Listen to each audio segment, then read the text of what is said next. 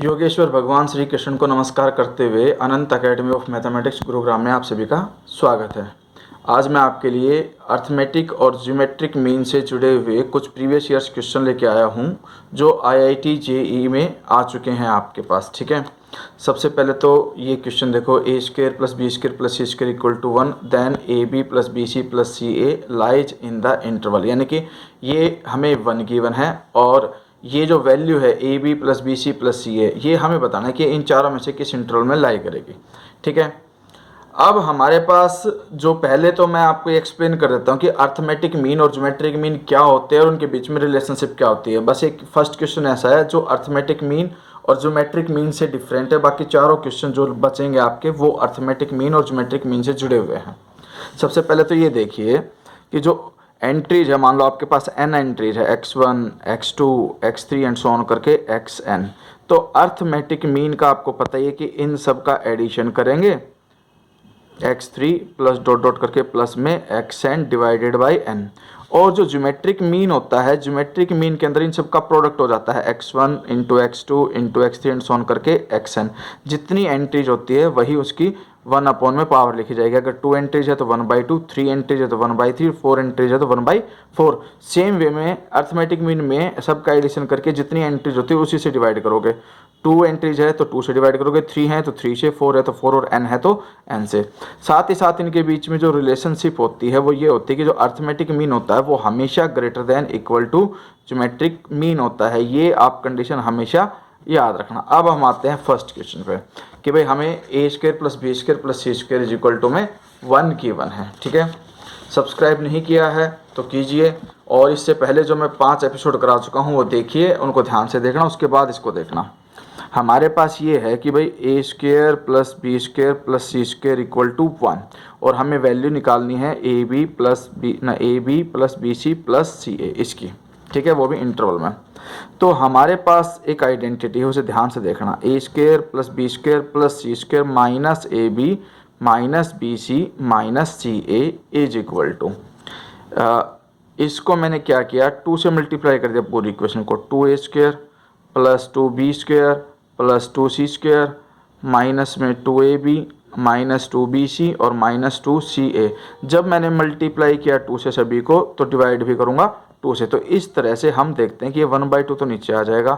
अब हमारे पास जो 2a स्क्र है उसमें से एक a स्क्र लिखा, फिर प्लस b स्क्र, फिर माइनस में 2ab, फिर जो 2b स्क्र में से एक b स्क्र तो मैं लिख चुका, बचा एक, उसको यहाँ लिखोगे b square plus c square minus 2bc, फिर वैसे ही प्लस में c square plus a square minus में 2ac। ठीक है, तो आप डायरेक्टली इसको ये लिख सकते हो कि भाई a माइनस बी का होल स्क्वायर, क्योंकि ये a square plus B square minus 2ab, a minus B का होल स्क्वायर, प्लस में इसको मैं b माइनस सी का होल स्क्वायर लिख सकता हूँ और प्लस में इसको मैं c माइनस ए का होल स्क्वायर। तो आप डायरेक्टली याद रख सकते हो कि भाई A square plus B square plus C square minus A B minus B C minus C A जो है वो 1/2 ए माइनस बी का whole square plus B minus C का whole square plus C minus A का whole square होता है।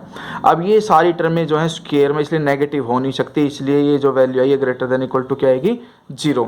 तो इस तरह से इसकी ए स्क्वायर प्लस बी स्क्वायर इसकी तो वैल्यू हो गई 1, माइनस कॉमन ले लिया मैंने, A B plus B C और plus C A is greater than equal to 0, तो ये आपकी वैल्यू उधर चली जाएगी और 1 is greater than equal to A B plus B C plus C A is less than equal to 1। अब हमारे पास एक इक्वेशन तो ये आ गई कि भाई हमें पता चल गया कि मैक्सिमम वैल्यू इसकी 1 हो सकती है। फिर हमारे पास एक आइडेंटिटी और होती है A plus B plus C whole square. ठीक है, वो भी हमेशा पॉजिटिव होता है। अब A square plus B square plus C square, फिर आपके पास ये आ जाएगा प्लस में 2ab plus 2bc plus 2ca greater than equal to 0। अब यहाँ से हम क्या करते हैं, इसकी तो वैल्यू रख देते हैं 1, प्लस में 2 common, ab plus bc plus ca is greater than equal to 0। तो विच एम्प्लॉयज करके A B plus B C plus C A, इन तीनों का जो सम है वो ग्रेटर देन इक्वल टू 1, उधर जाएगा माइनस का 1 और 2 से डिवाइड कर दो। तो यानी कि ये जो वैल्यू हो -1/2 से तो ग्रेटर देन और इक्वल टू है और लेस देन इक्वल टू क्या है 1। तो जो इंटरवल आएगा जिसके बीच में लाई करेगा वो आएगा -1/2 से लेकर के 1 तक, ये आपका आंसर होगा। ठीक है, जो कि ऑप्शन में हमारे पास दे रखा है बी, -1/2 से 1, ये आपका आंसर होगा। अब सेकंड क्वेश्चन आता है, if A B C D are positive real number such that a plus B plus C plus D is equal to 2, then m is equal to a plus B C plus D, satisfy the relation. इन चारों में से मुझे एक option बताना है कि जो m है वो 0 से 1 के बीच में लाई करेगा, या 1 से 2 के बीच में, या 2 से 3 के बीच में, या 3 से 4 के बीच में। ये जेईई मेन 2000 में आया हुआ है। इसमें हमारे पास 4 रियल एंट्रीज दे रखी हैं, जैसे कि ए बी सी और डी। साथ ही हमें ये गिवन है कि भाई A plus B plus C plus D जो है वो इक्वल टू क्या है 2। अब देखिए जो अर्थमेटिक मीन होता है वो हमेशा greater than equal to geometric mean होता है। अब हम क्या करते हैं, इसमें हम दो वैल्यूज ले लेते हैं, एक ए प्लस बी, एक एंट्री ये ली मैंने, और दूसरी मैंने ले ली सी प्लस डी। ठीक है, सी प्लस डी ये दूसरी एंट्री, यानी कि हमने पेयर बना लिए। 4 एंट्रीज की बजाय इनको 2 एंट्रीज में कन्वर्ट किया। और ज्योमेट्रिक मीन क्या कहता है कि first plus second divided by 2 आ जाएगा, greater than equal to geometric mean का इन दोनों का प्रोडक्ट, क्योंकि मुझे ए प्लस बी और सी प्लस डी का प्रोडक्ट चाहिए था, इसीलिए मैंने इनको 2 उसमें एंट्रीज में ब्रेक किया। अब हमारे पास ये प्रोडक्ट है तो इसकी पावर क्या आएगी 1/2, क्योंकि ज्योमेट्रिक मीन में जितनी एंट्रीज होती है वही 1 में लिखी जाती है। ठीक है, अब हम क्या करते हैं भाई A plus B plus C plus D, इन चारों की वैल्यू हमें क्या देखी 2, तो ये तो 2/2 क्या हो जाएगा 1, greater than equal to A plus B into C plus D 1/2 power squaring both, ये 2/2 हो जाएगा, 2 से 2 कैंसिल होकर के वैल्यू 1 आ गई, स्क्वेयरिंग बोथ साइड करके हमारे पास कंडीशन ये आ जाएगी कि जो ए प्लस बी है इंटू में C plus D less than equal to 1। एक कंडीशन तो ये आ गई आपके पास। ठीक है, अब इसमें क्या चीज़ थी कि भाई A B C D are positive real number, positive होने की वजह से वो 0 से ग्रेटर ही रहेंगे, तो हमारे पास जो इंटरवल आता है मैक्सिमम वैल्यू 1 है, इसलिए ये इंटरवल आपका आंसर होगा 0 से 1 के बीच का। ठीक है, इसके बाद हम क्या करेंगे, इसके बाद हम क्वेश्चन नंबर 3 करेंगे। थर्ड में हमारे पास क्या है उसे देखिए। थर्ड में हमारे पास ये है कि if a1 a2 a3 an are positive real numbers whose product is a fixed number C, यानी कि इन सभी एंट्रीज का जो प्रोडक्ट है वो क्या है C, then the minimum value of this is, हमें इसकी मिनिमम वैल्यू निकालनी है। तो सेम वे में हम यहाँ पर वही रूल अप्लाई करेंगे कि भाई जो अर्थमेटिक मीन है वो greater than equal to geometric mean होता है। अब जो एंट्रीज है वो हमारे पास जो प्रोडक्ट है, देखिए हमें जो वैल्यूज निकालनी है उसमें 2an है, इसीलिए हम क्या करेंगे a1 plus a2 plus a3 and so on करके प्लस में 2an लिखोगे, टोटल एंट्रीज n है डिवाइडेड बाय n, तो ये तो अर्थमेटिक मीन आ गया। ग्रेटर देन इक्वल टू इन सब का प्रोडक्ट कर दो, a1 into a2 into a3 and so on करके 2an, ये लास्ट एंट्री थी, टोटल n थी, तो पावर क्या आ जाएगा 1/n। अब हमारे पास कंडीशन ये है कि जो वैल्यूज हमें निकालनी थी कि भाई इसकी मिनिमम वैल्यू निकालनी है, तो ये जो n है ये तो उधर चला जाएगा, तो a1 plus a2 plus a3 plus में 2an is greater than equal to n। अब ये जो 2 है ये 2 की पावर 1/n आगे लिखी जाएगी, और जो a1 a2 a3 और an बच गए उन सब का प्रोडक्ट हमें क्वेश्चन के अंदर गिवन है c। ठीक है, ये हमें क्वेश्चन में गिवन है कि जो प्रोडक्ट है वो प्रोडक्ट क्या है सी, तो इसीलिए मैंने क्या किया इन सब का जो प्रोडक्ट है 2 को हटा करके, क्योंकि a1 a2 a3 an का प्रोडक्ट जो है वो सी लिख दिया, उसकी पावर 1/n। अब हम देखते हैं कि इसका भाई ऑप्शन में आंसर क्या है, तो हमारे पास ऑप्शन में आंसर है ये देखो n और 2c की पावर 1/n, तो फर्स्ट ये आंसर है आपका। ठीक है, क्योंकि इसको मैं ये लिख सकता हूँ n इंटू में 2c उसकी पावर 1/n, दोनों की पावर 1/n है, और मिनिमम वैल्यू का मतलब जो ये है ये greater than equal to this है, तो ये जो है ये आपकी क्या कहलेगी मिनिमम वैल्यू। अब हम आते हैं क्वेश्चन नंबर 4 पे। क्वेश्चन नंबर 4 में हमें ये गिवन है कि अल्फा जो है वो बिलोंग करता है 0 से π/2 के बीच में, then √x² plus x plus में tan² alpha upon √x² plus x is always greater than और इक्वल टू दिस। ठीक है भाई, इन चारों में से किसके इक्वल होगा। सबसे पहले तो आप थोड़ा सहयोग करिए, सब्सक्राइब ज़रूर करें, और अगर आपको अच्छी लगे वीडियो, क्वेश्चन अच्छे लगे, सॉल्यूशन सही समझ में आता है तो शेयर करना ना भूलें, और लाइक कमेंट भी ज़रूर करें। इसके साथ ही हम क्वेश्चन 4 को स्टार्ट करते हैं। अब यहाँ पे देखो एक एंट्रीज तो ये है x² प्लस x का अंडर रूट, और दूसरी एंट्रीज है ये, तो इसको मैं a मान लेता हूँ, इसको मैं क्या मान लेता हूँ b।